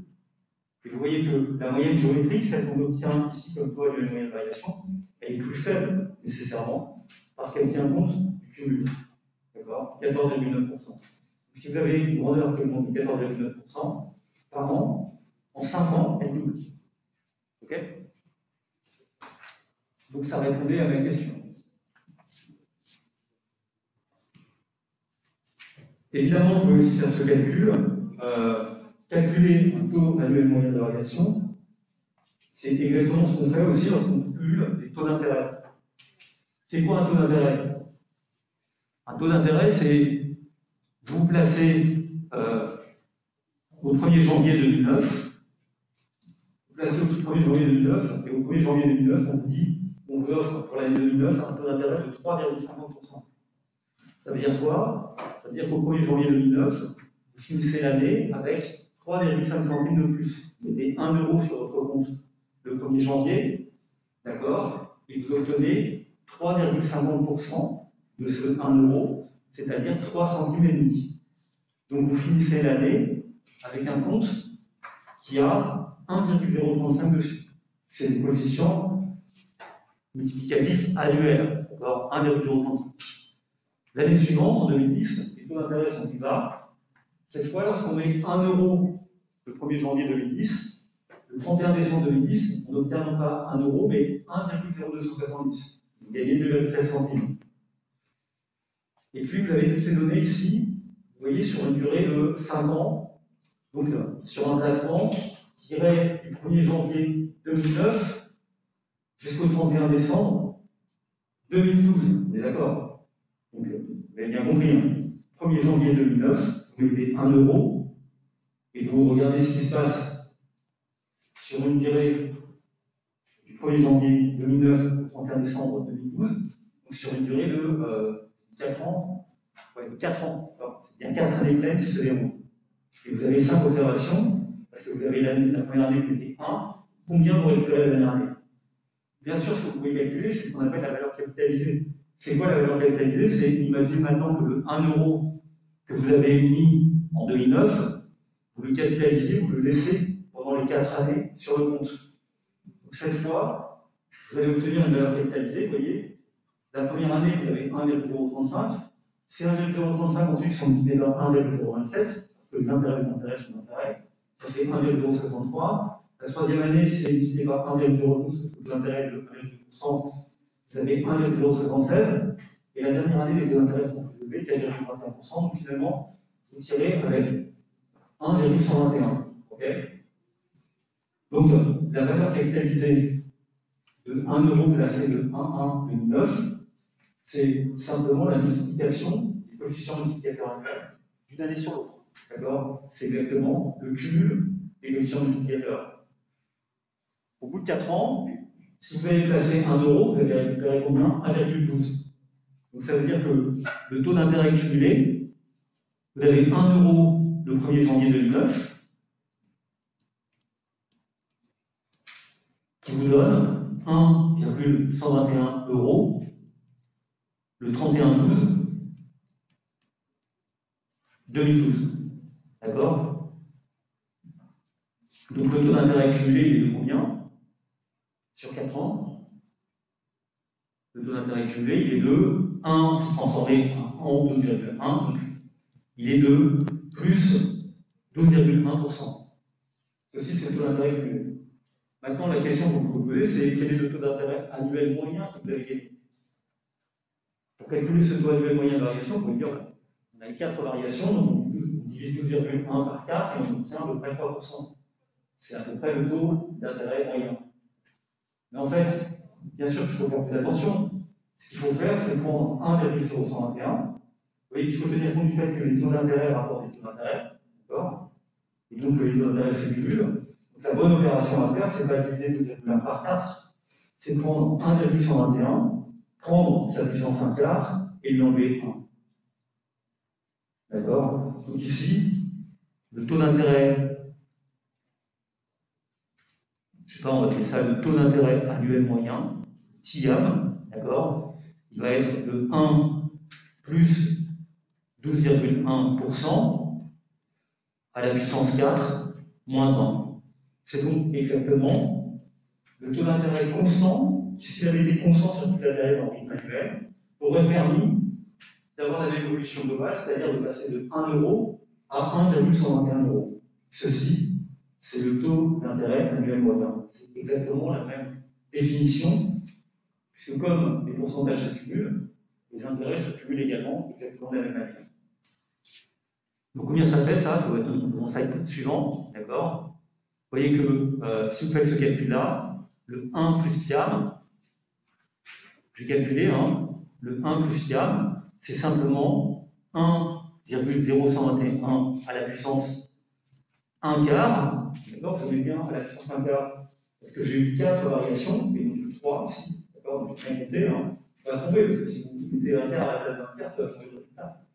Ok? Donc je vais bien compter le nombre de variations que j'ai eues. C'est clair, j'ai eu 4 variations, 4 fois un cube d'intérêt. Donc je prends le coefficient à la fin, 1,121, je enlève 1, et je trouve un TIAM qui vaut 2,887%. D'accord? Et vous voyez que 2,887%, c'est le taux qui, si constant, qui avait été conservés sur les 4 périodes auraient permis d'obtenir globalement le même résultat. Évidemment, vous voyez que ceci est très légèrement différent, très légèrement inférieur, c'est toujours inférieur en fait, à ce qu'on aurait obtenu en prenant 12,1%, ça c'est le taux de croissance cumulé, le taux d'intérêt cumulé, et en le divisant par 4. Là, j'aurais obtenu 3,033%. Donc, la différence est peut-être pas énorme. Ceci, en fait, est juste une approximation. Ça, pardon, ce résultat 3,033 est une approximation du résultat juste qui est ici. Ok? Ce résultat, d'abord, c'est simplement le fait que les intérêts portent des intérêts. Donc, c'est exactement le calcul. Je peux vous dire que quand votre banque vous calcule l'échéancier de votre crédit immobilier, elle tient compte de ce genre de phénomène. Évidemment, si les taux d'intérêt sont nuls, ça ne change rien. Si c'est tout le temps 0, les deux vont donner le même résultat. Mais si par contre il y a du cumul, évidemment il va y avoir une différence entre ces deux grandeurs. Celle-ci sera toujours inférieure à celle-là. Toujours. Parce que celle-ci tient compte du cumul. Et donc vous n'avez pas besoin d'une hausse de 3,033% pour générer globalement une hausse de 12% sur 4 ans. Donc ça, c'est la notion de taux d'intérêt annuel moyen de variation. Donc il va falloir que vous soyez capable de calculer ces taux moyens de variation à chaque fois dans ce que vous avez à faire. Alors j'en viens à la dernière partie de ce chapitre, qui est la question de l'évolution en glissement en moyenne. On aurait d'ailleurs pu illustrer ça beaucoup mieux peut-être avec les chiffres de cette année, puisque ici ce qu'on mesure c'est le PIB, d'accord? Et donc on regarde le PIB en valeur, c'est-à-dire en prix courant, sans tenir compte de la hausse des prix, quoi. Les prix augmentent, c'est en prix courant, d'accord, c'est en PIB en valeur, et on le mesure tous les trimestres.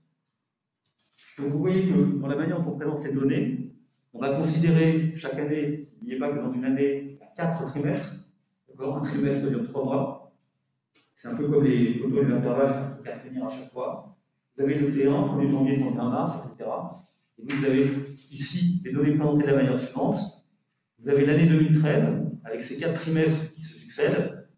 Donc ça, c'est les années sont en colonne et les trimestres sont en ligne. D'accord? C'est une manière de présenter les données. Pourquoi on les présente de cette manière-là? Parce que, en fait, le PIB est ce qu'on appelle une variable de flux. Le PIB mesure ce qui est produit entre le 1er janvier et le 31 mars. Donc, si vous voulez calculer le PIB sur un an, il vous faut additionner les flux. Il vous faut additionner les flux. Donc, si vous voulez connaître le PIB de l'année 2013, il vous faut faire la somme des colonnes. 1er janvier, 30 mars, 1er avril, 30 juin, 1er juillet, 30 septembre, 1er octobre, 31 décembre. C'est une variable de flux. Et ça, c'est très important de comprendre ça dans la discussion qu'on a là. Une variable de stock, ça peut être par exemple le nombre de chômeurs. Si vous voulez savoir le nombre de chômeurs qu'il y a une année, vous allez regarder le nombre de chômeurs en fin d'année, au 31 décembre de l'année considérée. Alors c'est comme ça qu'on va mesurer. En fin d'année, on a constaté qu'il y avait tant de chômeurs. Vous n'allez pas additionner le nombre de chômeurs qu'il y a tous les jours. C'est stupide. D'accord? Que le chômeur, le variable de chômage, le nombre de chômeurs est une variable de stock, alors que le PIB, c'est un flux, c'est quelque chose qui coule. Donc, quand vous devez agréger un flux, quand vous devez mesurer un flux en termes annuels, vous allez additionner les données trimestrielles.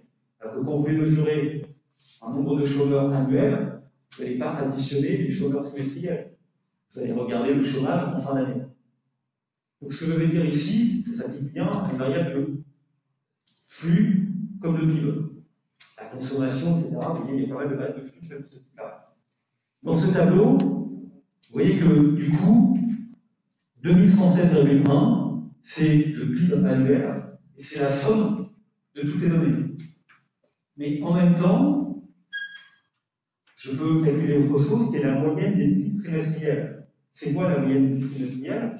Ce sont tous les PIB sur les 4 trimestres divisés par 4. Donc vous avez compris que la moyenne du PIB trimestriel, ou plutôt la moyenne du PIB trimestriel, c'est simplement le PIB annuel, exactement, divisé par 4. D'accord? C'est la même chose.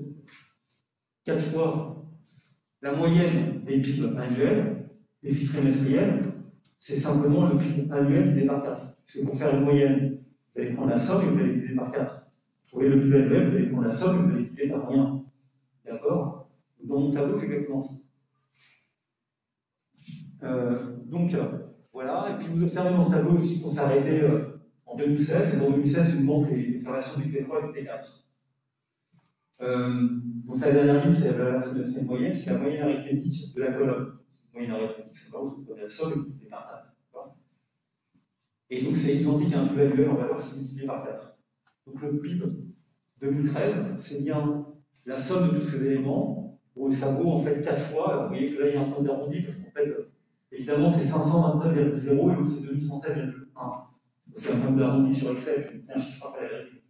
On comprend qu'effectivement, ce ne soit pas exactement la division par 4, parce qu'il y a un petit chouïa ici, c'est dans l'arrondi. Ok.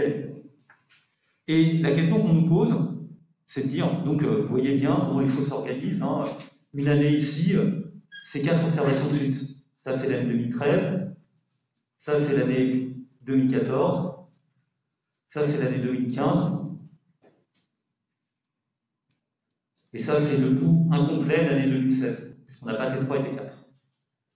Et la question qu'on se pose maintenant, elle est assez simple, comme ça, c'est de dire, mais qu'est-ce qu'on peut faire pour calculer des taux de variation annuels variables de ce type-là? Comment on peut calculer des taux de variation annuels d'une variable de ce type?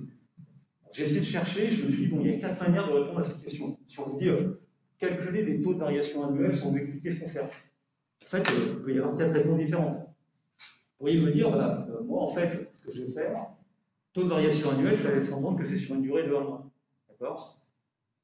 Donc, je peux répondre à la question en disant, je peux avoir une approche par la valeur trimestrielle moyenne. Ce que je veux dire, c'est ce que je peux faire, c'est comparer la valeur trimestrielle moyenne de chaque année, d'accord, entre elles. Donc, je vais comparer typiquement 14 par rapport à 13. Donc, pour faire ça, j'ai divisé 535,4 par 529,0 et je vais lui enlever 1. Ça, j'obtiens combien? J'obtiens à peu près quelque chose qui vaut 1,2%. On est d'accord que si on fait ça, on a une première approche, l'approche par la valeur trimestrielle moyenne. Donc pour moi, je ne vais la chercher pas, le taux de variation annuel du PIB trimestriel moyen sur un an. Calculé chaque année, pas vraiment comment on l'appelle. Donc on prend son calcul. En fait, ce qu'on calcule de cette manière-là, c'est exactement l'évolution annuelle du PIB. Puisque comparer la moyenne, comparer le PIB lui-même à celui de l'année précédente, c'est la même chose, puisque les deux, c'est multiplié par 4. Donc première réponse à la question, vous pouvez calculer un taux de variation du PIB annuel en considérant des années civiles, en calculant le PIB sur ces années civiles, et en comparant d'une année sur l'autre le niveau du PIB. C'est calculer un taux de variation du PIB annuel. La difficulté éventuellement que vous avez là, c'est que l'année 2016 est incomplète. Vous ne pouvez pas calculer pour l'année 2016 par rapport à l'année 2015. C'est une première manière de répondre à la question. Faire ça, ça revient en fait à faire un taux de variation annuelle d'une moyenne de PIB trimestriel. Un truc de ce genre-là. Première manière de répondre à la question. Je veux dire, autre manière de répondre à la question. Ce que vous allez faire, c'est que vous allez avoir une approche en glissement trimestriel. Ce que je veux dire, c'est que vous voulez calculer un taux de variation annuel. Donc, pour calculer un taux de variation annuel, peut-être vous devez considérer 2 variables qui sont espacées de 1 an. C'est ça que vous voulez faire. C'est un taux de variation annuelle. Donc, ce que vous pouvez faire, c'est calculer le taux de croissance en comparant les mêmes trimestres de chaque année. Typiquement, vous allez comparer le T1 2014 au T1 2013, le T1 2015 au T1 2014. D'accord? Donc, comparez bien 2 variables qui sont espacées de 1 an. Donc, c'est bien une variation annuelle, mais qui ne concerne que 1 trimestre. D'accord? Donc, effectivement, vous regardez bien quelque chose qui, sur le passé de 1 an, vous allez calculer la variation du trimestre T2 2014 en comparaison au trimestre T2 2013. Donc, ce que vous faites dans ce cas-là, c'est que vous allez faire le ratio entre 533,9, vous allez le diviser par 529,4, d'accord? Vous allez lui enlever 1 et vous allez obtenir 0,0085, c'est-à-dire 0,85%. Ok? Ça veut dire que sur un trimestre, si vous comparez à un an d'intervalle, le PIB a été 0,85% au-dessus. C'est assez faible. Et c'est bien le résultat qu'on a calculé. Ça, c'est une approche qu'on appelle une approche en glissement trimestriel. Ça veut dire que je prends des trimestres et je décale comme ça au fur et à mesure du temps. Deuxième manière de faire. Vous pouvez le calculer chaque trimestre. Ça, vous pouvez le calculer chaque trimestre. Ensuite, vous pourriez répondre à la question en disant, bah, il y a une autre approche que je peux avoir. Pour savoir une approche un peu plus. On me dit, ben, on peut calculer un taux de croissance annuel. En fait, dans ces données, je peux simplement me contenter de comparer le deuxième trimestre par rapport au premier trimestre. Donc, je peux regarder la croissance trimestrielle. Chaque trimestre, ça a augmenté de temps. Le problème quand je fais ça, c'est qu'évidemment, je compare deux variables qui sont espacées de l'un trimestre. Donc, je ne calcule pas un taux de variation annuel ou annualisé sur une base de 1 an. D'accord? Donc, je peux faire ça, et ce que je peux faire, c'est comparer le T2 de 2015 par rapport au T1 de 2015. Donc, ça revient à calculer, à comparer 542,4 à 542,8. D'accord? Et vous voyez que quand je fais cette comparaison-là, cela ne donne pas un taux de variation annuel. Pourquoi? Parce que je ne compare que deux trimestres adjacents, qui sont séparés de 3 mois. Si je veux que cela ait une signification annuelle, il faut que je le mesure en rythme annuel. C'est ce qu'on appelle annualiser un taux de variation trimestrielle. Annualiser un taux de variation trimestrielle, c'est l'opération inverse de celle qui consiste à calculer le taux annuel moyen de variation. C'est quoi le taux annualisé? Ça serait le taux de croissance annuel qu'on obtiendrait si ce qu'on a observé entre le T2 et le T1 se reproduisait ensuite 4 fois de suite. On est d'accord? Donc, pour dire que ça se représente 4 fois de suite, il faut le mettre à la puissance 4. Puisque dans une année, on a 4 trimestres. Dans une année, on a 4 trimestres. D'accord? Donc, ceci, ça serait, c'est un peu compliqué, ça serait la variation annuelle, je vais VA, une variation annualisée, en rythme annuel, qu'on obtiendrait en regardant la variation trimestrielle, mais en la mesurant sur une base annuelle. Et c'est pour ça que je le mets à la puissance 4. Je mets à la puissance 4 parce que cette observation, je l'ai eue que sur 3 mois. Et donc je voudrais que ce soit sur une base annuelle. Je vais faire comme si elle va se reproduire 4 fois de suite en fait, que ce soit sur une base annuelle. Et j'obtiens de cette manière-là une annualisation des taux de variation. Donc ça me donnerait ici, par exemple, moins 0,029, donc attention, hein, moins 0,29, ça fait moins 0,29%. Très légère baisse. Ok? C'est exactement sur les commentateurs. La question s'est posée la semaine dernière. Une des trucs qui ont été faits sur le sujet. C'est quand on vous dit la croissance entre le troisième trimestre, le deuxième trimestre, celui où il y a le Covid pas fort, et le troisième trimestre, on ne connaît pas encore, on va le connaître, c'est fini 30 septembre. La croissance trimestrielle a été de 5%. Ça veut dire que si le PIB en plein Covid est de 100, quand vous sortez du Covid, ça monte à 105. D'accord? C'est ça que ça veut dire. D'accord? Ça a été de 5%, mais en rythme trimestriel. Évidemment, si vous le mesurez en rythme annuel, ça fait 1,05 à la puissance 4 moins 1. Donc c'est beaucoup plus important, bien sûr. C'est beaucoup plus important. Donc, pour vous parler de croissance trimestrielle en rythme annuel, vous voulez dire que vous calculez un taux de croissance sur d'un trimestre à un autre, mais vous l'annualisez. Et là où c'est troublant, et c'est pour ça qu'il y a des trucs là-dessus, c'est qu'en fait, typiquement, selon les pays, les gouvernements communiquent soit en donnant des taux de variation trimestriels directement, soit en donnant des taux de variation trimestriels en rythme annuel. Donc évidemment, ça change tout, parce que si vous dites le taux de croissance entre le trimestre 2 et le trimestre 3 est de 5%, bon, ça fait quand même une assez jolie reprise, ça va de 100 à 105. Maintenant, si vous le mettez en rythme annuel, ça passe de 100 à 105, mais comme vous avez pris les 5%, vous allez les mettre en fait 1,05 à la puissance 4, et là, ça va vous faire du 23%, du 25%. D'accord? Donc si vous êtes Donald Trump, vous allez dire, il y a une reprise extraordinaire de l'économie américaine entre le T2 et le T3, c'est-à-dire que dans le T2, c'est tellement mauvais, évidemment, même si ça a augmenté que de 5%, si vous dites en rythme annuel, ça va faire 5% d'augmentation, si vous dites en rythme trimestriel, ça va faire que 5%. D'accord? Donc d'un pays à l'autre, ça peut éventuellement changer ce genre de truc. Et puis, la dernière manière de faire, ça en fait 3 déjà, c'est peut-être la meilleure, c'est ce qu'on appelle avoir une approche en glissement sur l'année. Vous allez sommer une année, c'est une année civile. Bon, l'année 2008, c'est une année civile. C'est 4 trimestres, du 1er janvier au 31 décembre. Évidemment, pour vous, une année, ça veut dire une année glissante, d'accord? Vous allez comparer les 4 derniers trimestres. Donc, si vous voulez avoir une vision de la conjoncture, ce que vous allez faire, c'est que vous allez faire un glissement sur l'année. Vous allez sommer les 4 dernières observations du PIB et vous allez les comparer. Vous allez les comparer aux 4 trimestres précédents. Ou encore, ce que vous allez faire, c'est que vous allez sommer les 4 derniers trimestres pour obtenir un PIB annuel. Un PIB annuel n'est pas forcément sur une année civile, d'accord?